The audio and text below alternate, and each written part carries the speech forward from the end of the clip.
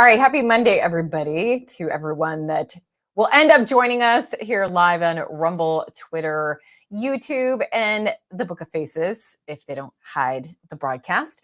And if you're watching later, we'll stick around because we're going to be talking to Shelby Hosanna of Unjected, getting her thoughts on the topic of the day, which is just basically the selective response to crises. We care about the crises abroad, but God forbid we pay attention to anything that happens right here in America if you're the president of the United States. Speaking of the president of the United States, there's this little thing, an election going on, and there's been a lot of efforts to control who's on the ballot, which is really interesting because I thought we're trying to protect and defend democracy, but if it's the wrong guy, then we're gonna make sure people can't choose him. So that is the big news of today, is basically this ruling that Donald Trump is allowed to be on the ballot. You are allowed to choose him if you wish. I have actually not even made a decision on who I'm voting for. I can tell you with assurance, it will not be Joe Biden and it will not be Nikki Haley. But I am keeping my options open. So I don't know that I even want to vote for Donald Trump, but how dare they try all of these different legal, supposedly, well, actually illegal, as is now shown, ways to choose for me who I can vote for, and then say it's to defend democracy. Like, how absurd is that? But in their true fashion, I've noticed with my news analysis that anytime there's a story like that should be reported and it should have all of the empathy it deserves, like the young woman, the 22-year-old jogger that was killed viciously by an illegal immigrant, rather than focus on that and what allowed this to happen, the news media, the regime media says Republicans pounce on that as like basically a tool in an election year. But is that the story, the response to it, or what happened to this poor young woman and her family? So here's another situation where I'll go ahead and turn the table on them. So there's this ruling 9-0 that they overstepped their bounds in a state, Colorado, overstepped their bounds in trying to choose for the voters who they're allowed to vote for. And 9-0, the Supreme Court rules against that. So sorry, Illinois, sorry, Michigan, sorry, Colorado, all these states that thought that they could choose for the American people who they're allowed to vote for. And then they have this excuse, oh, well, it's because the way the Supreme Court is stacked. Well, clearly, if it's 9-0, then they can't use that argument anymore. But again, I'm going to flip the script on them and say Democrats pounce because they're already trying to figure out, what their next move is. Just because the Supreme Court didn't go the way they wanted it to, just because they weren't able to control what was happening. And now I'm trying to find this story because I have all these stupid ads that pop up. Then you have the Democrats pouncing that they're going to work to remove him through legislation. Now, basically, the Supreme Court left an open door for this. So, they were just saying that, it has to go this way, but they continue to push the narrative that Trump was an insurrectionist, that he was that he was a part of the attack on the Capitol. Again, whether you like him or not, he told people to peacefully, go walk to the Capitol peacefully. And that was something that was hidden from the people, that Twitter hid from the people, that he was peacefully and patriotically go to the Capitol. And, so to continue with this narrative that he was an insurrectionist when no one has been charged with that is actual disinformation. And so now, of course, because the Supreme Court didn't go their way, there's going to be efforts to renew this narrative that he was an insurrectionist and therefore should not be able to be on the ballot. It's very undemocratic. So it's interesting how that's going. All right. So to the topic of today, I saw this just to let you know my methodology. I saw this this post by Terrible, and she said, breaking, Maui fire victims head to New York to get their $10,000 prepaid debit cards after only receiving 700 from Biden. And now, of course, this is satire. This wasn't a real picture, but it is interesting that, there's illegals having access to money. And yet, there's Maui fire victims that are still suffering. So Shelby Hosanna lives in Maui, and she's been an advocate for what they're still dealing with, how suspicious the fires were. And, the mainstream media doesn't even talk about this anymore. But she's also the founder of Unjected, which is a dating site for people that didn't get the pokey poke and want to meet other people that didn't get the pokey poke. And I have to say it that way because of where I'm broadcasting. So I want to go ahead and bring her in. So here we go. So Shelby, thanks for being here. Aloha, Christy. Thank you so much for having me. It's a pleasure to be here with you again. So I don't know if you saw that post by Tara, but it's pretty spot on. It's just like, wait a minute. Like, why are illegals getting these prepaid debit cards? And we'll talk about that specifically because obviously that they're like, oh, fact check, that's not true. But I'm going to dig into that a little bit in a minute. But either way, there's all this support being given to people that committed a crime. And then there's victims in Maui who have been largely ignored. So what's your reaction? Yeah, it's sad when this satire is, basically true, that illegals are getting more help than actual citizens of this country. And obviously there's a lot of colorful history with Hawaii, and America's been illegally occupying Hawaii for a very long time. But in exactly that same sentence, if they can illegally occupy Hawaii, why can't we take care of it at the same time? Thousands of survivors are still being housed in resorts. They're being treated like second-class citizens. They're not allowed to utilize anything within the resorts. They're subject to random room searches at any time, or they'll be kicked out. And now we're seeing that it's getting closer to April. Everybody is going to be evicted by resorts then. The assistance is still not coming through. Of course, everybody got their $700, and there's been millions in these nonprofits that popped up out of nowhere. But as far as money getting to the actual hands of people, it's almost been, it seems like a painstaking game. And it really feels like they're kind of doing this long con to see how many people they can get to evacuate the island just because they cannot receive just basic solutions or care. Right after the fire happened, we had hundreds of tiny homes that were sent in from all around the world. Those are still sitting empty, 100% empty. They've been built, but they won't house people in them because the permits and the red tape restrictions that the county of Maui has is still rampant. And the governor isn't doing anything about that. He could waive a moratorium to make sure that everybody could get these tiny homes into the places they need, but they're choosing not to. And I do believe that's very much on purpose. And I mean, it's also, Eddie weighed in. He said it's very disgraceful along with the so-called movie stars. What's striking to me is just that no one's talking about it anymore.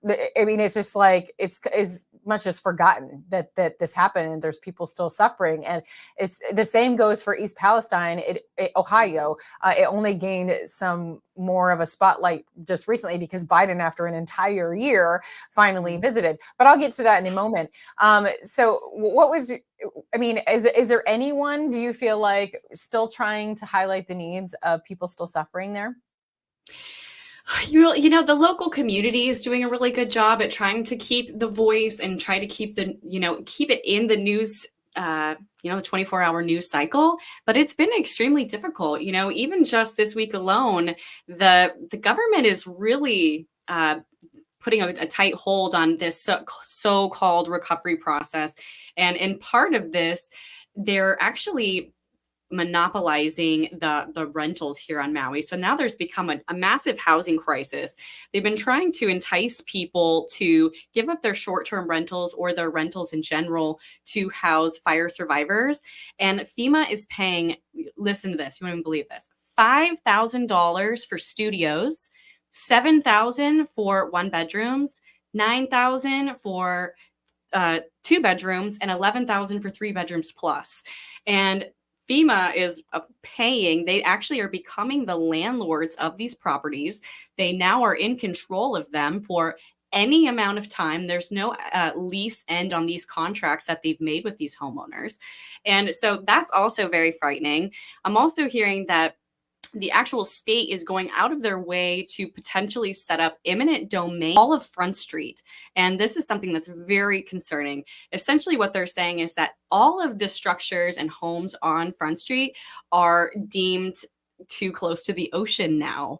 And what this means is that the state is going to seize them and try to require people to push their properties back and kind of actually change the whole entire layout of Lahaina. So, people are really unaware this is happening. Besides, people like you and the freedom movement, there is almost no talk about this. And, truly the people in Maui they have undergone a massive tragedy, and it just continues to be insult to injury with the fact that they just don't get any payments, they don't get assistance, and now they might even get their property stolen. Yeah, I mean, it's awful, and again, not being talked about at all. And to that end, there's still a lot of questions about how this happened, how it spread. Do you think that there's been anything that's come out that makes sense to you, or that you feel like should be looked into in greater detail? I wish I feel, in my honest opinion, just kind of taking a look back at it and knowing what we know about potentially nefarious things that the government does, really feels like there is a massive experiment being played right now on Maui. And even back to the dirtiest details of the actual body count, there's just still complete discrepancies. And it almost feels like the population here has undergone a massive MK Ultra event, some sort of brainwashing event. There's definitely a frequency in the air. And I mean, I live about 40 miles away from Lahaina. I'm on the other side of the island, but still I'm hearing just this overwhelming feeling that people know that things are not okay, but yet we're having trouble getting to the truth. And, it does continue. The crime does continue. I would really implore everybody to, especially environmentally speaking, take a look at what's happening here in Maui. Yeah, they care so much about the environment until they don't. I mean, yeah, isn't that ironic? I mean, I'm an advocate that there is easily misinformation on both sides. So, I mean, I don't say that the alternative media is always correct, right? Just as I give news analysis, and I'm able to easily point out that the mainstream news, regime media, is frequently lying to you. But the other side, if you will, is not immune. To that end, we do have to be skeptical of everything that we hear, but there are questions that remain. And Eddie has one of those questions. He's not that one, this one. He wants to know, because in a lot of alternative media, you were hearing these large numbers of children missing. And I mean, I just have to take everything with like, oh, that's concerning, but what's the truth of that? Do you have any insight on where that came from, if there are still truly a number of children missing, or is the problem just that they don't give numbers in general? I think it's probably the latter. I do feel that there are still hundreds of, even to thousands of people missing, many of them being children. I have friends that personally picked up 50 children off the street. Where is any sort of justice? I know somebody who picked up 400 bodies here, somebody delivered 1,000 body bags here. These are my close friends, and they're not liars, but I know that the government lies. Yeah. And so I do feel that there is a massive cover up, and whether or not they would try to play it as, well, we didn't want to cause mass panic. Maybe we were going to tell you one day, or we were still trying to figure out the missing list. I do feel that most likely the reason it's going on so long and so secretive is because they may have been here illegally. There was an abundance of people that living here on Maui that were not citizens, and they were here working cash jobs under the table. And, these people were from the Philippines and all sorts of different places all over the world. So, who's to say that our census was ever correct? And truly, how many people were in Lahaina that day? It's a Twilight Zone feeling for sure when we, as freedom speakers and people with integrity and truth, we want these questions to be answered, but people literally, they think of us as the biggest disinformationists possible. I'm always getting cussed out for asking where are the children, how many people did pass away, and people are very heated about that. And that's also why I think there's some sort of brainwashing or some sort of cumulative something that's happened to their mindsets, because when ever has it been an issue to ask what happened to children? Yeah. I mean, and it bring it back to the parallel of, the illegals situation. Right. That's documented. There's no question that under the Biden administration, there's hundreds of thousands of children that they don't know where they are, that what happened to them. And that never gets discussed. That's never talked about in the regime, legacy media, whatever you want to call it. Why is that? I mean, are we so depraved as a society that we can quickly just push that aside and not care? I mean, speaking of, they like to also push this narrative that anyone that has a problem with the illegal invasion at the border is not compassionate. But why are we, the ones that are concerned about this illegal invasion, compassionate about what's happening to the innocent people in their journey that has been incentivized? I've been at the border and I've seen the baby's just wearing only a diaper and wondering, like, are they even supposed to be with that person? Is that actually the parent? What's going to happen to them? I saw somebody pull up wearing no shirt and flip-flops, tattoos everywhere, saying he was there to pick up a mother and her two children outside of Catholic Charities. And it's just like, why is this guy picking up this family? Like, nothing's adding up. So that is a huge lie that there's no compassion there. There is compassion. There's supposed to be a right way to do this, and it's being incentivized to do it the wrong way.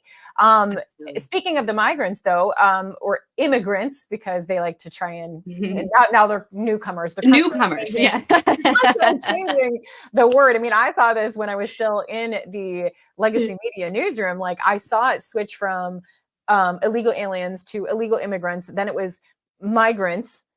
It's like we couldn't even say illegal anymore. And migrants isn't even the right word for it, because a migrant is somebody that's just passing through. These are people that wanted and intended to stay. And now they're using newcomers. It's like you can't even keep up with the terminology, but I digress. There's just so many different angles. For anybody who calls us colonizers, maybe we should just be calling ourselves newcomers as well. We'll just adapt that saying. It's all so crazy. But so I opened this talking about how must it feel for people suffering in East Palestine, Ohio, that have been ignored, and then like Biden finally shows up a year later, and then people like you and Maui, who it's only been a matter of months and there's still not attention given yet. Migrants in New York, immigrants, let me correct myself, illegal immigrants in New York are given these debit cards to use. Now, of course, there's the fact checks being run, but I wanted to kind of look at one of these articles. I'm going to bring it up here in a moment, just some slow. So here's the New York Times article, and my baby's screaming in the background. This is real life, but hopefully no worries. Hopefully you can hear that on your end. We're doing it live. Entertaining the baby right now. But so here's this article that's basically saying why it's coming under fire. And it's this whole concept I said about earlier about how it's not about that taxpayer money is being just freely given to people that committed a crime because they came here illegally. It's a crime. It's about the people that have issue with it, how they react to it. Like, that's how they approach the story.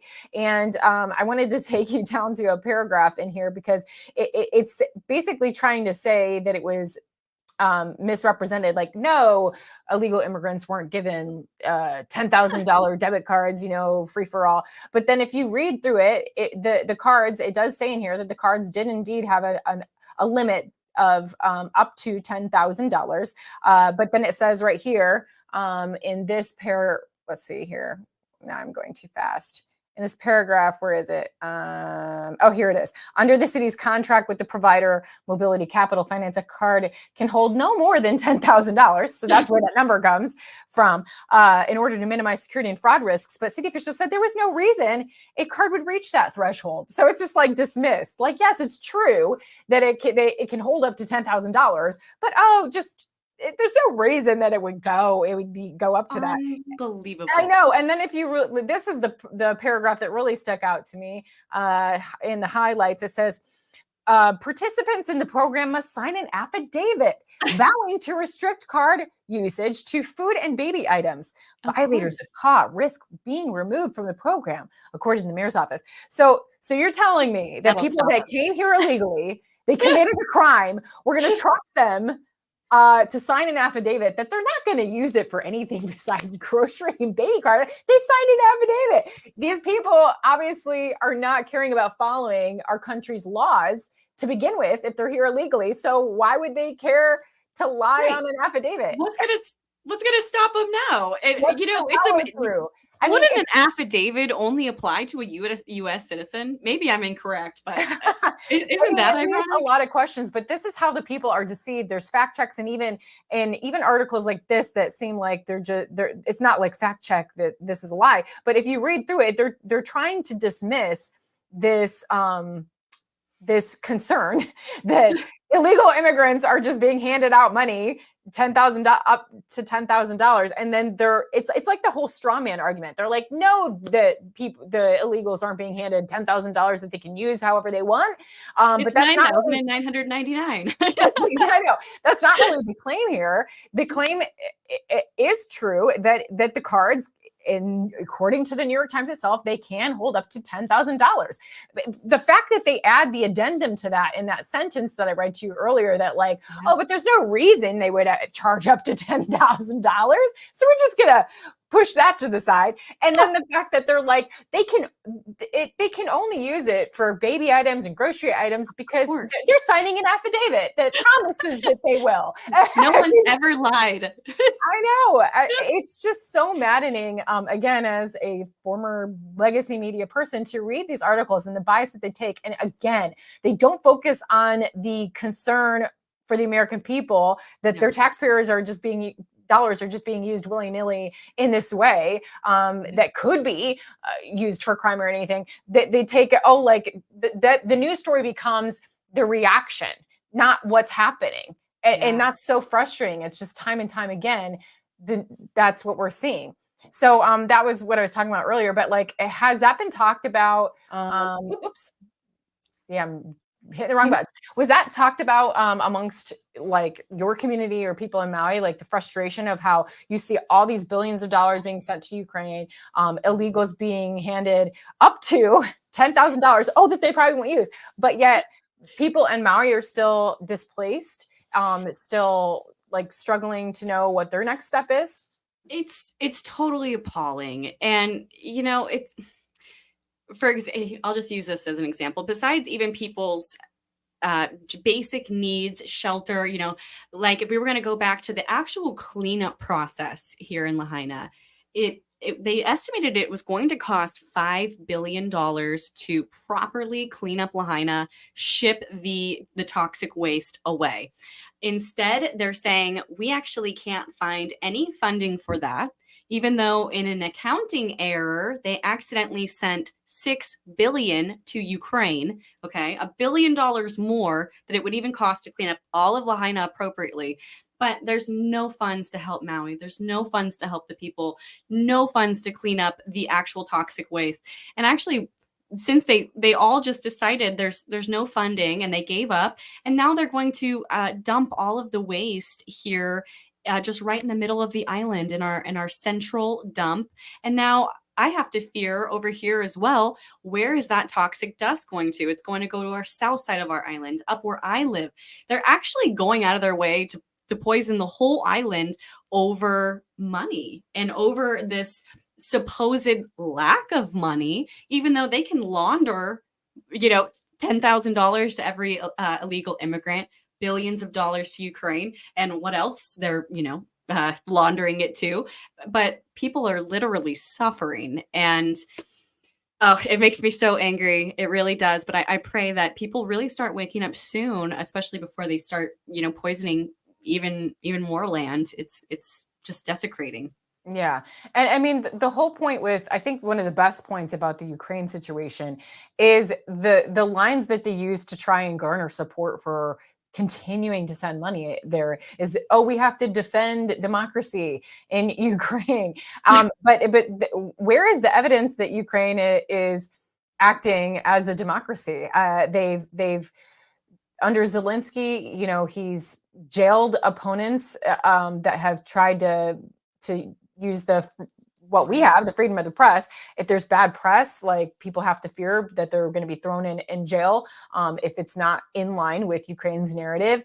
We're dealing with that here now in the United States as well, but that's like, Yeah. again, a whole nother topic. And then same thing with like freedom of religion. He's attacked people's freedom of religion there, and so it's like, where is the evidence that this is an upright moral democracy there in Ukraine worthy of defending? And then the other aspect of that is just, what is the end goal? What they've never defined what a win for Ukraine would be. Like, when will they be the winner? When can they be declared winner? It's just this, like, support them forever. I mean, and we've seen this. That's why so many people that fell for the previous wars that we've been entangled in are frustrated by, is because, I mean, I myself was bamboozled, I feel like, with under George W. Bush and his reasons for being in war. Is just, they always propagandize us to get us into these conflicts with never any,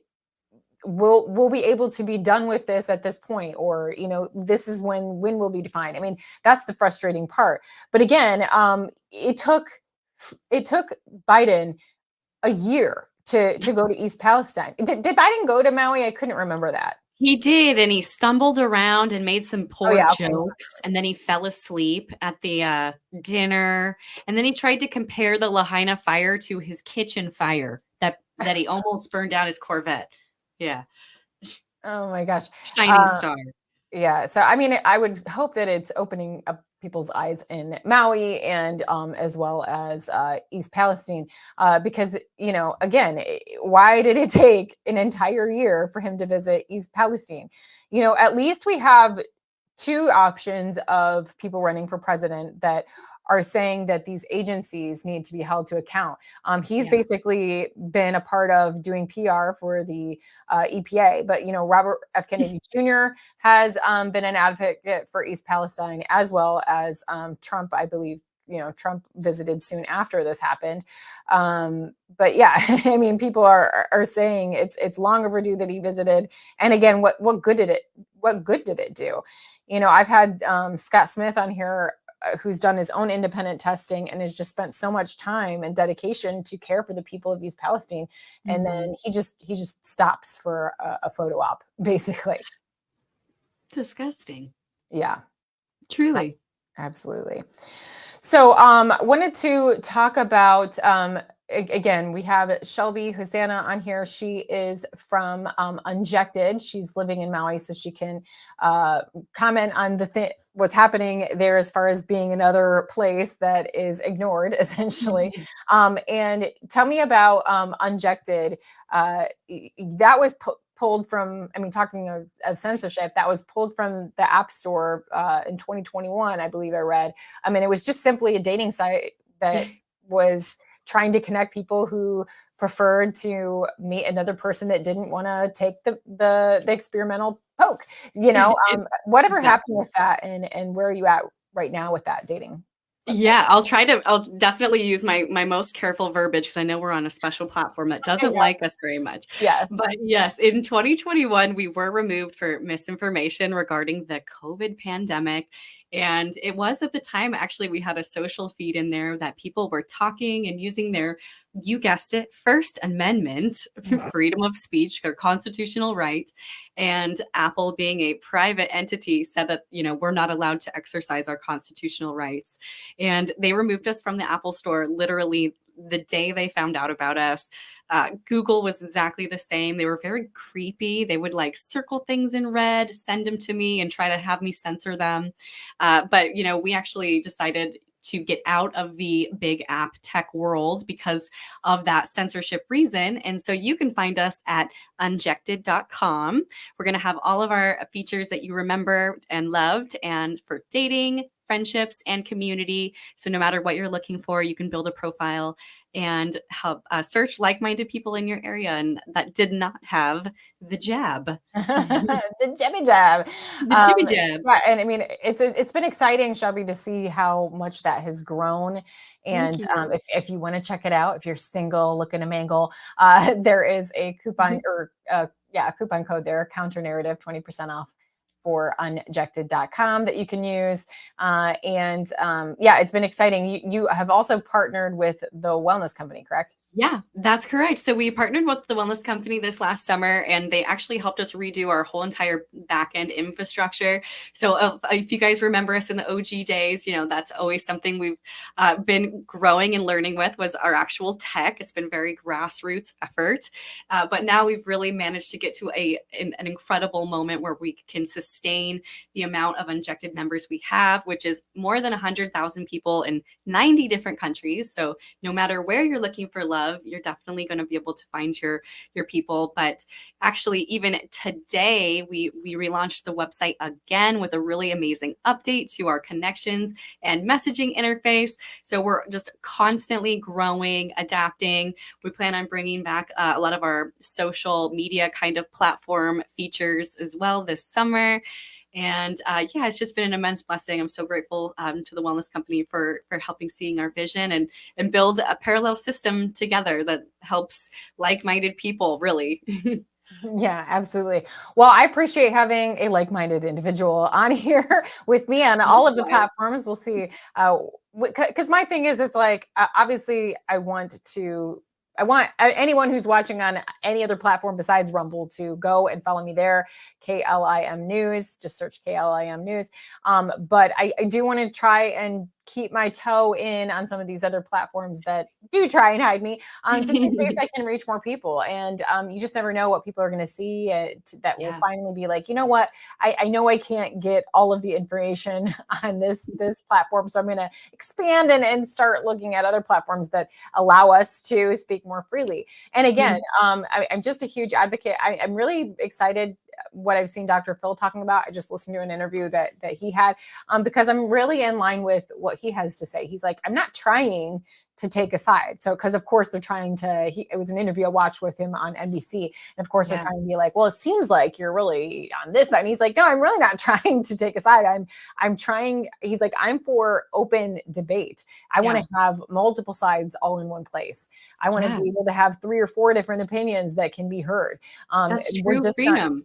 And we're just not getting that from legacy media. And to be fair, in some circumstances, it's not even mentioned on some alternative platforms. But I mean, I do want to make more of an effort to be like, this is what they're saying, and here's the other side, and let's talk about it. Like, let's have open debate. We need to get back to where we can speak freely so we can understand each other better. It's so frustrating that that's even controversial. But we're all on team humanity here. Right. It's not about left or right or whatever. Like, literally, we are all living on the same planet and being our most conscious, awake, not woke, thriving self. That's how we're going to succeed. And it's just so important that we keep planting those seeds and teach people. I always say it's really ironic we even got to this place, because especially with Unjected, because everybody said on one side, get the jab because we love you so much and we care about you so much and we want you to be protected. And we said, well, we don't want you to get the jab because we love you so much and we want you to be protected. And we ended up in this massive war over actually just loving and caring about each other. And so I think really people need to take a step back and just remember, this is team humanity. This is for our children.